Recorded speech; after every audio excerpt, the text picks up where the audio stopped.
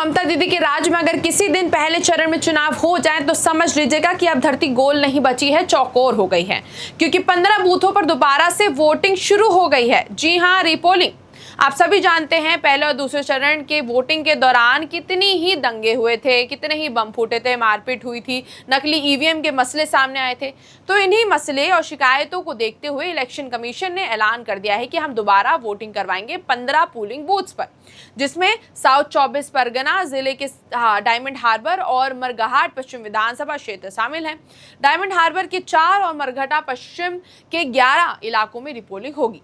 ये रिपोलिंग पहले चरण यानी 29 अप्रैल को हुए चुनाव की हो रही है, जिसके लिए अपोजिशन पार्टी की तरफ से कम 29 शिकायतें सामने आई थी कि इन जगहों पर गलत तरीके से वोटिंग हुई है, ईवीएम के साथ छेड़छाड़ हुई है और फेक वोटर आईडी के इस्तेमाल से भी वोटिंग की गई थी।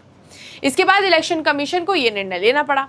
पर इसका एक रीजन ये भी हो सकता है कि ममता दीदी ने या तो एग्जिट पोल्स देख लिए हैं, दूसरा उन्हें हाल ही में ये भी बोला था कि अगर मैं हार गई तो मतलब वोटों के साथ छेड़छाड़ हुई थी, अपोजिशन पार्टी ने मेरे खिलाफ साजिश रची है जिस वजह से मैं हार गई हूं, इसलिए मैं दोबारा से इलेक्शन करवाऊंगी और मैं उन रिजल्ट्स को नहीं मानूंगी।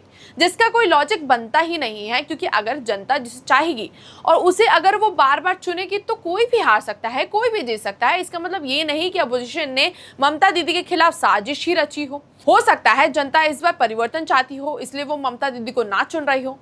पर फिलहाल ये सब तो पता 4 मई को ही चलेगा, जब रिजल्ट्स खुलकर बाहर सामने आएंगे। किसकी सत्ता बनेगी ये जानना काफी दिलचस्प होगा, क्योंकि एग्जिट पोल तो कह रहे हैं कि कांटे की टक्कर है। अब ये टक्कर कब तक चलेगी ये देखना काफी दिलचस्प होगा। अब आपकी इस मुद्दे पर क्या राय है, हमें कमेंट सेक्शन में जरूर बताइएगा।